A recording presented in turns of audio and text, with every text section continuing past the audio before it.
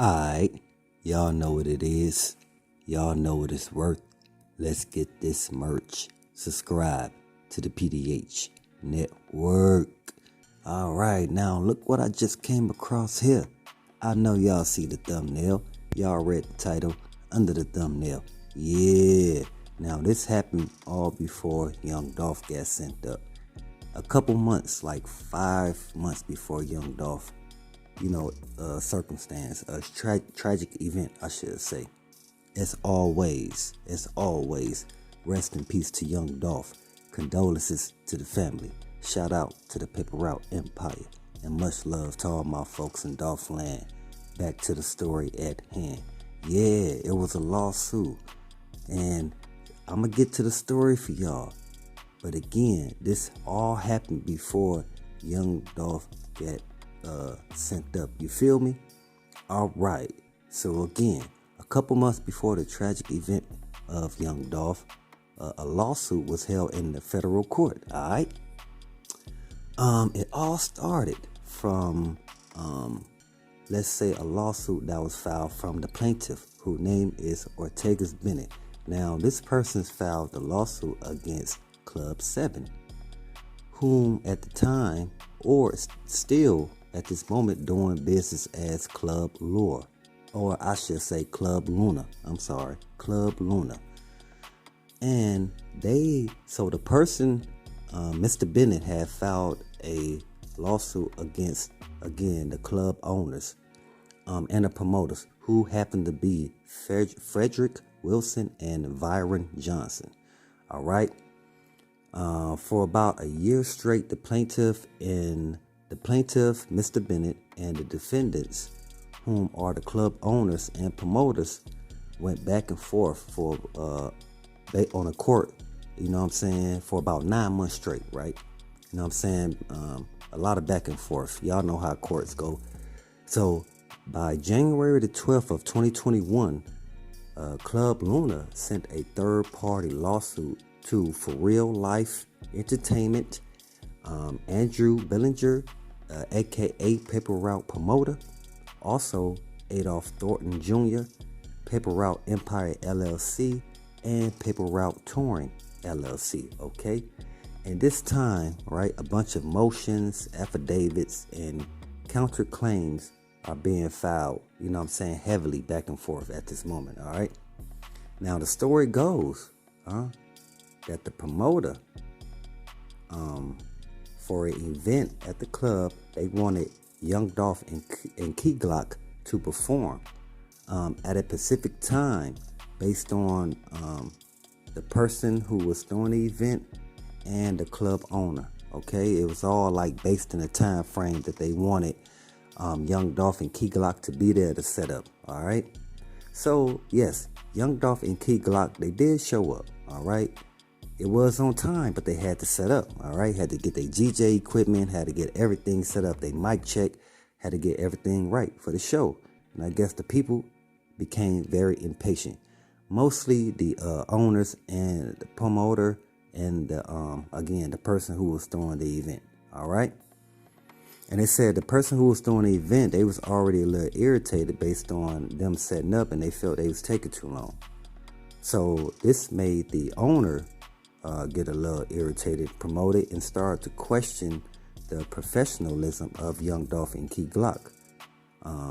So they went back and forth. Long story short, they end up not performing. And y'all know, how these people get when they end up not performing. Because a lot of people, paid for their money, showed up early. A lot of things are being established or created based around when entertainers come out to perform. All right. Now, this is when the lawsuit and the counter lawsuits were sent from the plaintiff to the defendants for 9 months, from April 6th of 2020 to January of 2021. Then Young Dolph and P.R.E had to appear in court. Okay. Now check this out. The judge was already a little irritated at Young Dolph CEO Daddy O because the Paper Route artist KeyGlock, whom was supposed to show, did not appear. All right. And again, this is a federal court, so he feeling like kind of like disrespected at the time. You feel me? So again, in the court, in attendance is Young Dolph, CEO Daddy-O, and Gutter TV. So the judge starts to mock the rapper's lifestyle, saying how he likes to kick it, pop bottles, and do, basically the judge is being extra and, saying a lot of extra goofy things. You feel me? And this is why I see why KeyGlock in the 10. Even though I don't think I would have missed the federal court, but hey, he got the money to do that. All right, so they went back and forth on the ruling amount, and Young Dolph said he'll pay 25 G's. All right, the judge, goes to the plaintiffs and let them know that he stated that he'll pay the 25 G's. And they was like, what, 25? We was more talking about 250 G's because, again, they were saying that day, again, they were saying it caused a lot of duress. They went back and forth with the original plaintiff, who was Mr. Ortegas Bennett. You know what I'm saying? A lot of back and forth with that. They said a lot of headaches. Not only that, they got to pay their lawyers. You know what I'm saying? Had to pay their workers. You know what I'm saying? Things of that nature. So they was like, 25,000 is kind of too low. That's why at first they was asking for $250,000. Okay. Again, they went back and forth for a minute. After that, they boggled it down to about $60,000. So the final decision was made of April the 7th of 2021 in an amount of $60,000. Okay. The judge rules in the favor of, again, the club owner promoter, because they had to pay Ortegas Bennett, the one who initiated the lawsuit, upon them from the beginning. All right. Again, Dolph made KeyGlock pay majority since he did not show up to court. All right. Again, this is something that I did not know of, that a lot of people did not know of. It was mostly like this information, like it was kind of hard to find, like real talk, because it's not in the names that you think it is. So based on that, again, let me just say this: if you know the actual location of when it happened, and the real names of, like I said, KeyGlock and Young Dolph, which we all know, then it's easy to look up.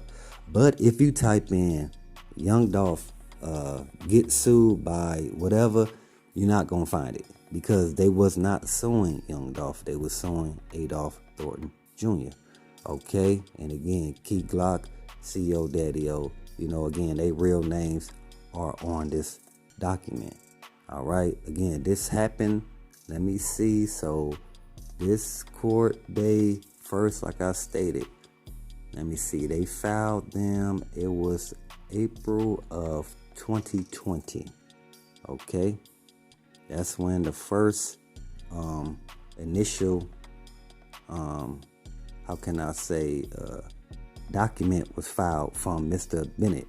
You know what I'm saying? So again, that was April of 2020. It ended April 7th of 2021. So that lets you know this whole proceeding went on for a whole year. Now, if this is just dealing with a person countersuing and a person going to claims court to get some money back, right? And it took a year. The reason why I'm stating that, because y'all got to understand how long the whole Young Dolph M1 case gonna take. You feel what I'm saying? So if it's going on, y'all got to be aware. Y'all got to pay attention. Just coming up, and I would say that the next 5 months, it would be the year since Young Dolph got sent out the way. All right, 6 months, because I believe this made 6 months. So again, 6 months, it'll be Young Dolph. So 6 months finna go by very fast. That's the reason why I'm saying that. And 6 months, you still gonna have plenty of court cases to go on. That's gonna include Shondell Barnett, Straight Drop, and a couple other people that's gonna get brought out. And again, I just want to let people know about this whole P.R.E lawsuit that happened a year ago before Young Dolph got sent up. Again, as always, y'all know what it is. Y'all know what it's worth. Let's get this merch. Subscribe to the PDH Network.